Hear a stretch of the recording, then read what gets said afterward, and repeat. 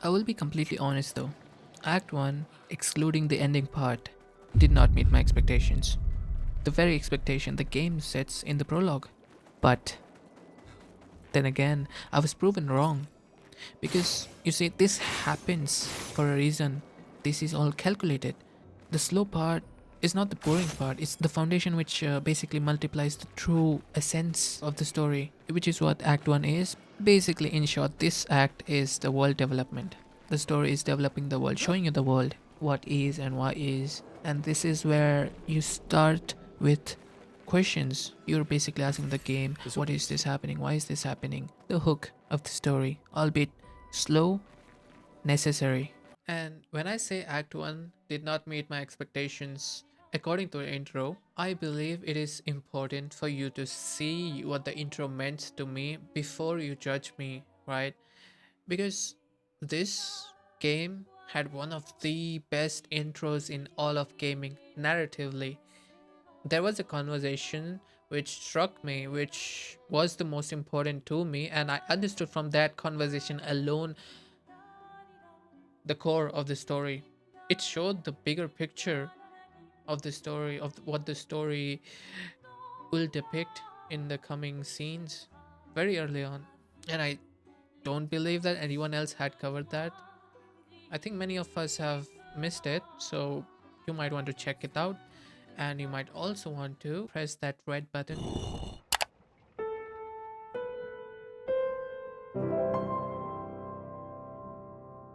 I hadn't even started the game, and the game had me by the hook. Guess why?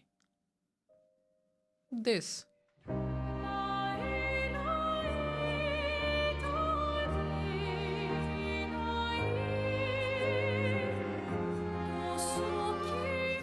I don't know what the song is saying.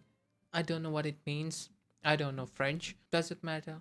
Does it matter really? And I do believe that the mark of a good game is good music. And if you want to know if a game is going to be good before you play it, just hear the music. You'll get to know if it's going to be good or not. You know, hobbies don't always have to be useful. This line, I'm enjoying the uselessness of today and readying my usefulness for tomorrow. game just started and it has already turned me on. I mean, my brain. It turned on my brain. This one, yeah? Because you see, hobbies, everyone and their mama try to monetize their hobbies, or everyone tells it that way. I'm not against that, but that shouldn't be your priority, right? Because hobbies in priority should be done for the love of the game. Yeah. I mean, simple enough, you know? But turns on my brain. And right after this, Gustav says something more profound. And soon, I'll get to do a lot more than throw rocks. That's what all the other expeditions said. Hey, you know they gave their lives to lay the trail for us, right? And I'm already sold because I know that this game has the element of existential crisis, which we all have, not directly, indirectly, as in the back of the head even, or in some form or the other. I too think about this, about how everyone of our ancestors are and were the reason we are here.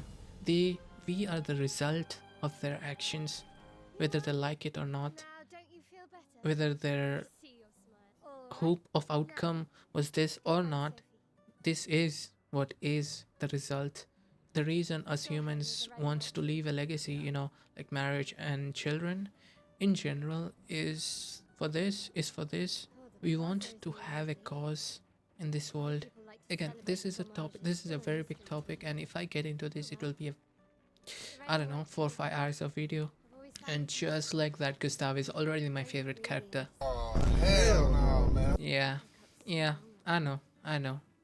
If you know, that is. This was a mistake. I made a mistake making him my favorite character.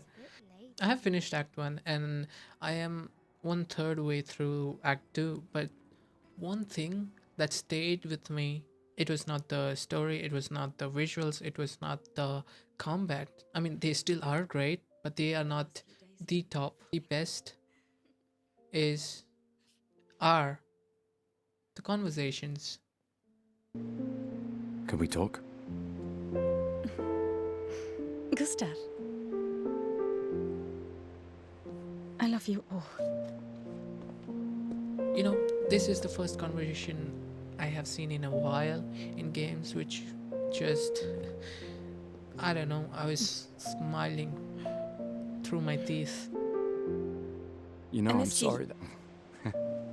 I You miss don't you. need to. Okay. You go. No, you. You know how I feel.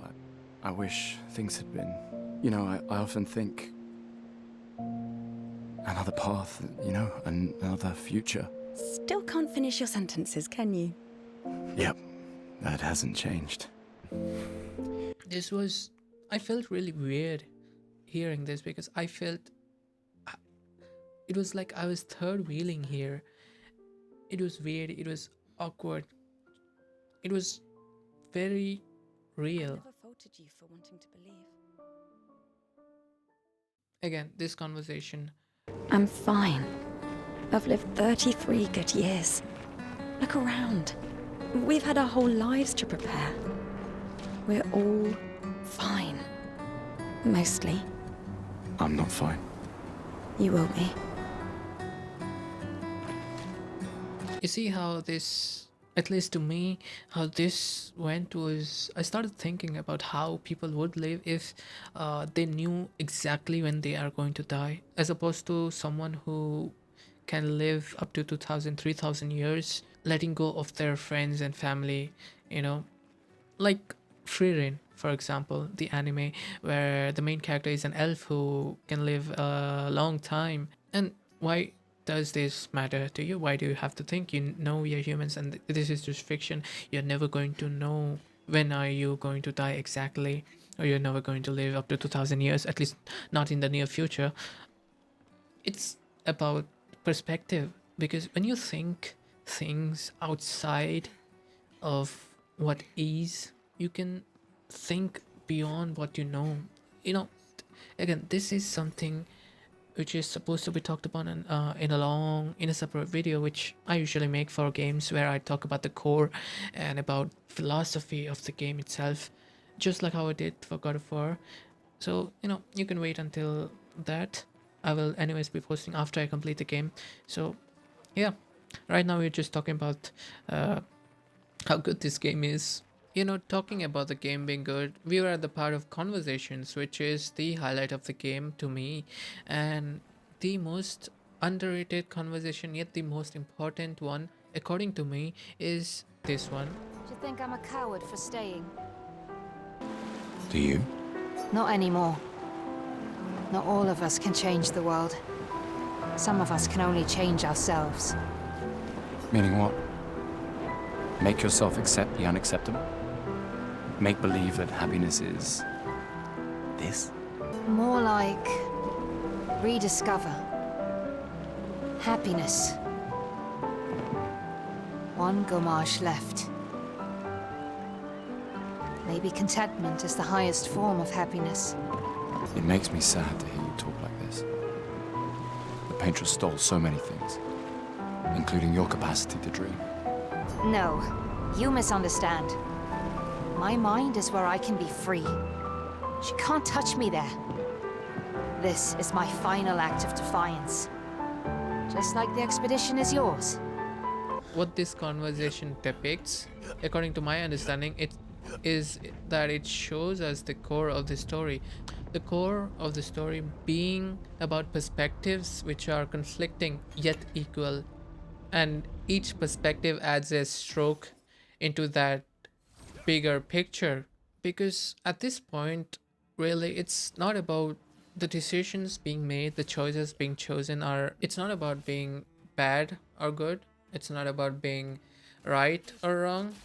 It's something above, it's something beyond everything, which is that they are something which are necessary, something which is necessary to be taken, whatever the outcome, whatever the feeling it may generate to the people. Each of these NPCs have a character of their own, or better way is that each of the line holds such character. The devs have put work on the writing. This scene is where we start playing Expedition 33, because it was previously 34, and it would have been known Expedition 34 if not for this very important cutscene, you know what I mean? Anyways, bad joke. The main focus of this is Sophie dies. Everyone else who reached the age 33 or 34, is it? 34 died. So basically every year the paintress is what they call, she lowers the age limit by one. She just limited the life expectancy of these people to 33. Once you hit 33, gone. Now we know that their enemy or their goal is the painters, but you know, it's not that simple, it's not that direct, at least is what I understood from the prologue.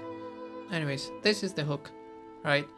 As we go down the line, we start getting so much questions because they low drop you little by little by little. They give you breadcrumbs, they don't give you the whole bread, and those breadcrumbs are not in same place. It's not, you won't find the crumb here and the next crumb there. You'll find the crumb here and the next crumb back. So you have to put the pieces together to understand what is going on, which is what I like. Yeah, the writing part, the story writing part, they did a really great job here.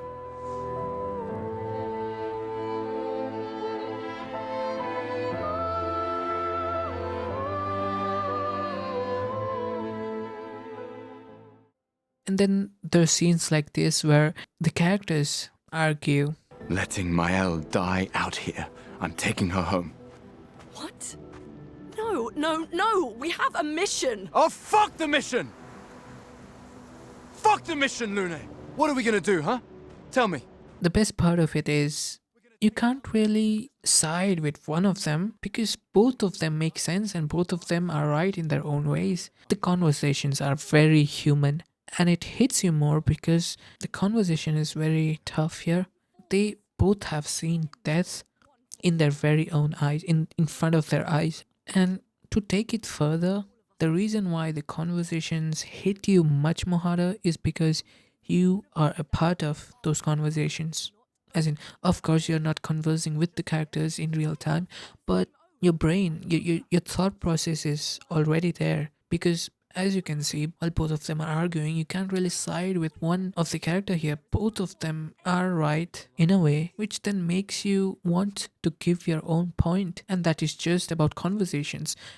There is something more to it. There's something more to this game, is that it makes you curious as to why this is happening since the beginning of this game, as in what is the paintress, what was the paintress, and how does the paintress have the governance over these people's lives and these people's death. I mean, that is the basic one. Then there's things like, who was that man in the beginning just when they landed who killed all of them, and why did he have gray hair? As in, how was he old when most of the people die early? So you know, you're already invested in this game to know what is this, why is this.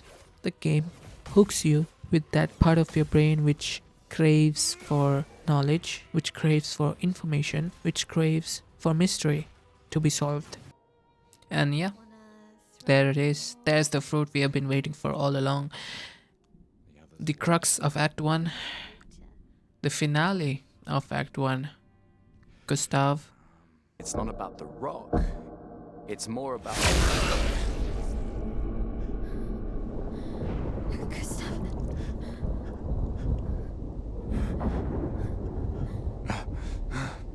Run.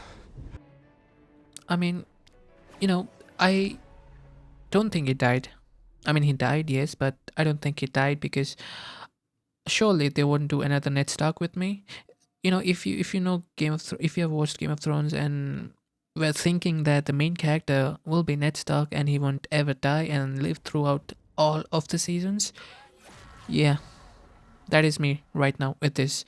I mean, I still believe that Mael is streaming here, or I want to believe that someone is streaming here and he Gustav didn't actually die, but hey man, I'm playing Act 2 right now, and I don't think he's coming back. And I'm done. So you just introduce this character and make us, like him, and then you just take him away. Why? I don't know. For the plot? Why must you do this? Why must they do this? Like, anyways, yeah. This is the part which the game was teasing. All of Act 1 was slow paced, was building for this part. This is the crux. And so there it is. See how good the intro is through my own eyes, through my mind, right? You see how the intro compared to Act 1 is just so much better. Again, that is something very personal, something which is my own personal bout, and I do still stand on the opinion that Act 1 is a full-on lore piece, and even though I value mystery, it's like it's a weak point to me that everything which is mysterious I must find it. I think it's basic for any human to think like that. It's basic human tendency, but it's still the second most important.